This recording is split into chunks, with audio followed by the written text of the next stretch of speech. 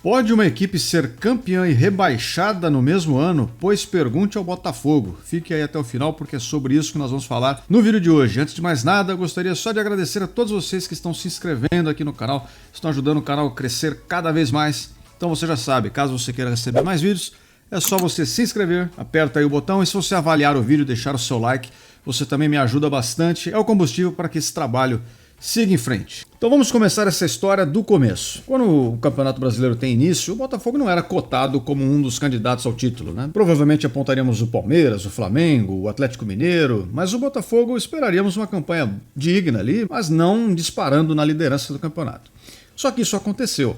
No primeiro turno, o Botafogo fez uma campanha irreprovável, a gente vai colocar na tela aí. Em 19 jogos, a equipe fez 47 pontos, um aproveitamento de 82,5% ali aproximadamente. De longe foi a equipe com a melhor defesa do campeonato, tomou só 11 gols. A segunda melhor defesa eram alguns times aqui empatados que haviam tomado 17, como o Palmeiras, o Bragantino e o Atlético Mineiro. E também teve o melhor ataque, marcando 35 gols, um gol a mais do que o Palmeiras, que havia marcado 34. Portanto, ele também tinha o melhor saldo, maior pontuação, maior número de vitórias, tudo em paz. Uma campanha avassaladora. A questão é que os números, às vezes, eles enganam. Bem, como vocês sabem, neste ano aqui foi provavelmente o ano que eu mais assisti futebol na minha vida, em função até do canal, né? Quem mandou se meter a fazer isso. Então, várias rodadas, eu assisti 6, 7, 8 jogos por rodada, colocava mais de um jogo ao mesmo tempo, enfim, era uma loucura.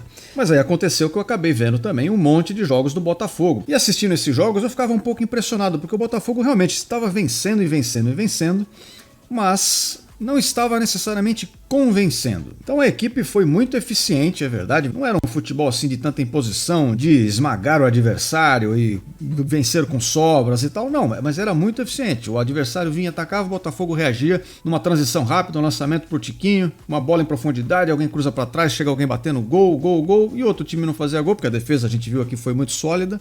O Botafogo foi vencendo, acumulando pontos. Cheguei até a ter algumas conversas nessa época, inclusive está registrado aqui no canal também, eu falava, o Botafogo está vencendo, mas eu não vejo nada tão impressionante assim nesse time que parece imparável. E obviamente com o passar do tempo eu fui tendo que me render, né? Falei, bom, eu não estou vendo nada de especial, mas os placares mostram que eles têm algo de especial, eles estão vencendo sem parar, de tudo errado eles também não podem estar. Tem alguns jogos icônicos até desse primeiro turno que demonstram isso. Eu lembro, o que mais está gravado na minha mente foi o jogo entre Botafogo e Grêmio, que o Grêmio jogou melhor, atacou, amassou o Botafogo, não conseguiu fazer o gol. Eu lembro até de uma defesa muito boa do Lucas Perry, que salvou em cima da linha, um gol praticamente consolidado do Grêmio, e o Botafogo foi lá e venceu. Aí jogou contra o Palmeiras atacou, o Botafogo foi lá e venceu. Então era um time que estava conseguindo seus resultados. No dia bom ele vencia, no dia ruim ele vencia. Para quem acompanha aqui há mais tempo também, lembra-se até que eu usei um termo que o Botafogo estava jogando no flow, que tem como tradução literal fluxo, né? Mas o pessoal usa esse termo para dizer quando a gente está agindo de uma forma natural, de um modo que a gente nem pensa muito no que está fazendo. Simplesmente você vai executando as suas ações de uma forma natural, de uma forma leve, e elas vão acontecendo da melhor maneira possível, porque em geral, para que você atinja esse estado assim de flow, você precisa primeiro saber o que está fazendo, tem que ter a competência necessária, e isso mostra que esse time do Botafogo tem pontos positivos, portanto, que merecem ser ressaltados, e confiança. Então quando você junta a boa capacidade com a confiança, as coisas fluem naturalmente, vão acontecendo e parece que nada dá errado. E foi isso o Botafogo no primeiro turno. Jogava bem, vencia, jogava mal, vencia, jogava médio, vencia também. Principalmente jogando em casa, né, onde a equipe foi avassaladora. Só que existe uma coisa bonita em estatística que a gente precisa analisar, que é quando você tem um resultado que está muito descolado do seu desempenho, ou seja, você tem curvas ali no gráfico que não são coincidentes, você sabe que com o passar do tempo, né, na projeção ao infinito, essas curvas tendem a se aproximar de novo. Uma hora, cedo ou tarde, os seus resultados vão refletir o seu desempenho. Não tem como você jogar mal e vencer o tempo inteiro. Assim como não tem como você sempre jogar bem e sempre perder. Se você está jogando bem, uma hora você vai vencer. Se você está jogando mal, uma hora você perde. E isso aconteceu com o Botafogo no segundo turno. Houve essa compensação do universo, essa compensação estatística. Tudo que deu certo lá no começo passou a dar errado depois. Só que foi de uma maneira tão intensa e tão avassaladora que surpreende, chega a assustar, né? E a gente vai ver aqui que após 17 partidas disputadas, então já uma amostragem bem grande e suficiente para podermos falar o que estamos dizendo, a equipe se encontra com a 18ª campanha, disputando ali com o América Mineiro, Goiás e Curitiba. Literalmente, 3 equipes que a essa altura da competição já estão rebaixadas. Botafogo no segundo turno tem uma campanha de rebaixamento e seria provavelmente rebaixado, como eu disse, se nós fizéssemos essa divisão do campeonato. O aproveitamento caiu para lá da casa dos 80 e tantos por cento para aqui, para 31,4% aproximadamente. É uma diferença gritante, é uma queda abrupta, assustadora. Aquele que era o melhor ataque passou de longe a não ser mais. Aquela que era a melhor defesa passou de longe a não ser mais também.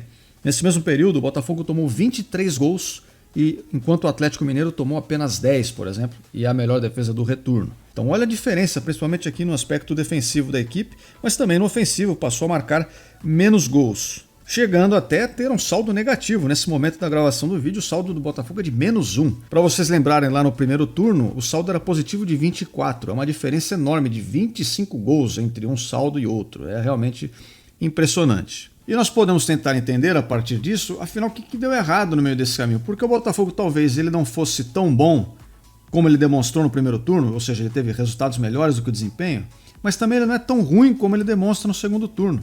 Então o que pode dar errado? E aí, de novo, para quem já acompanha o canal, sabe que eu falo sempre aqui sobre os aspectos físicos, táticos, mentais e técnicos de uma equipe de futebol que acabam por determinar ou influenciar os resultados das partidas. E o Botafogo parece ter sofrido com uma combinação de tudo isso um pouco. Do ponto de vista físico, a gente tem a questão assim, de alguns jogadores que se lesionaram, o Tiquinho Soares ficou fora, hora ou outra tem alguém fora, mas isso assim não pode resumir a explicação do que aconteceu, porque todas as equipes passam por isso no campeonato. Todo mundo sempre tem um jogador suspenso, um jogador lesionado, um jogador que está um pouco abaixo ali do rendimento, não está no melhor preparo, e o Botafogo também é um desses times, e nem por isso os outros têm essa queda de rendimento tão grande. Então assim, é um problema?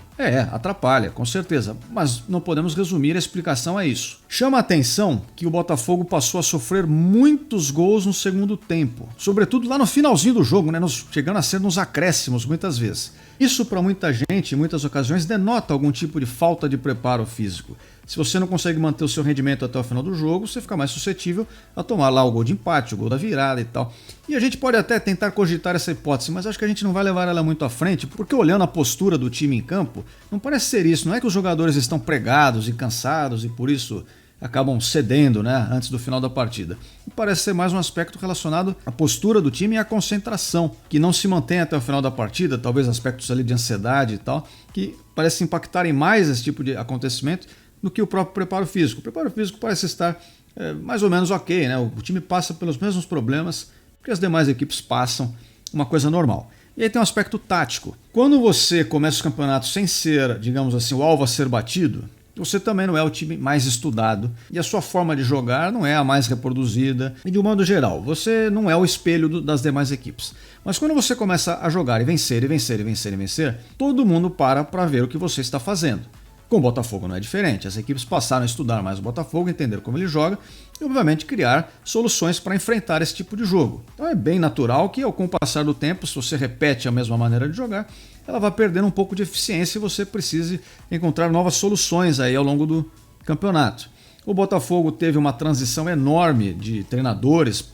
Um time que liderou o campeonato chegou a ter 5 treinadores, o que é uma coisa muito bizarra, Isso também atrapalha bastante. Teve mais de uma maneira de jogar, mas a mudança que aconteceu talvez não tenha se encaixado muito bem com a equipe. O Botafogo começou jogando mais de uma maneira reativa, despretensiosa, sem a obrigação de fazer os seus resultados, de vencer o jogo. Mas quando você passa a liderar e todo mundo espera de você que você seja campeão, as outras equipes é que vêm jogar reativas contra você. E aí o seu jogo reativo propriamente deixa de ser tão eficiente. Você ainda vai vencer jogos e tal, mas menos. Então se você antes fazia 80% dos pontos, talvez agora você faça 55%, 60%, o que para o Botafogo já seria o suficiente para ele ser o campeão brasileiro. Se ele tivesse uma queda de rendimento, mas não fosse tão grande, ele continuaria lá no topo da tabela e administrando a distância para os rivais e terminaria tudo bem, mas isso não aconteceu. E quando o Botafogo passou a tentar propor jogo e precisou fazer os resultados, não, agora eu sou o líder, eu tenho a obrigação de vencer para consolidar o título, ele passou a se embananar todo, passou a ter problemas e perder jogos assim, ou empatar também alguns, impensáveis, contra times lá debaixo da tabela, times que não jogaram tão bem assim. A gente vai ver mais sobre isso depois também. Lembra que esse vídeo vai ter 2 partes. E aí a gente tem os aspectos mentais e técnicos. E nesse caso me parece que um está bem ligado ao outro. Começando pelos mentais, que é o determinante aqui. Quando a equipe se viu perdendo a distância para os rivais, tendo os tropeços, e começou-se a gerar uma ansiedade maior, uma expectativa maior da torcida, uma cobrança diferente, a equipe não soube reagir bem a isso e tudo que dava certo no primeiro turno passou a dar errado. O atacante que metia gol de tudo que é lugar começou a perder. O cara que fazia os gols de pênalti passou a não fazer mais. O goleiro que só fazia milagres deixou de fazer os milagres. E com isso, os resultados vão cobrando, né? Aquele flow, aquele fluxo de ações naturais, de confiança e capacidade deixou de existir. E a equipe agora joga tensa, com as pernas enrijecidas, pensando, meu Deus, o que eu vou fazer? Será que eu posso fazer? Será que eu não posso? Será que eu vou errar? A confiança vai embora e as coisas começam a dar errado. E, portanto, já associando uma coisa a outra, né? A gente está falando agora do ponto de vista técnico. O ponto de vista técnico decai muito porque o mental não ficou em dia, o time não conseguiu manter a sua estrutura psicológica em dia para disputar em alto nível as partidas. E aí começou a sofrer golpes duríssimos, né? A gente vai falar sobre esses golpes e os requintes de crueldade que eles tiveram no próximo vídeo, jogo a jogo, para a gente ver de perto o que aconteceu. Então você já sabe, para você receber o próximo vídeo, você pode se inscrever aqui no canal e aí assim que ele for publicado você pode assistir também. Mas retomando o tema, esse conjunto de fatores fez o Botafogo, que havia feito uma campanha excelente no primeiro turno, fazer uma campanha de rebaixado na segunda parte do campeonato e hoje está colocando o seu torcedor nessa situação aí de verdadeiro sofrimento, depois de toda a expectativa gerada. Um caso de desmoronamento como esse de um time, eu fui pesquisar até, depois acho que eu vou fazer até um vídeo sobre isso, de alguns casos de times que tinham tudo para ser campeão e deixaram de ser e tal. A gente vai ver que tem alguns casos interessantes, mas como o do Botafogo, eu não encontrei nenhum. É uma queda de rendimento absurda. Então este foi o caso da equipe campeã e rebaixada no mesmo ano, no mesmo campeonato. Então pessoal, eu queria agradecer a todos vocês que acompanharam até aqui. Eu espero todos vocês aqui em breve. E até a próxima. Não se esqueçam que tem parte 2. Fui!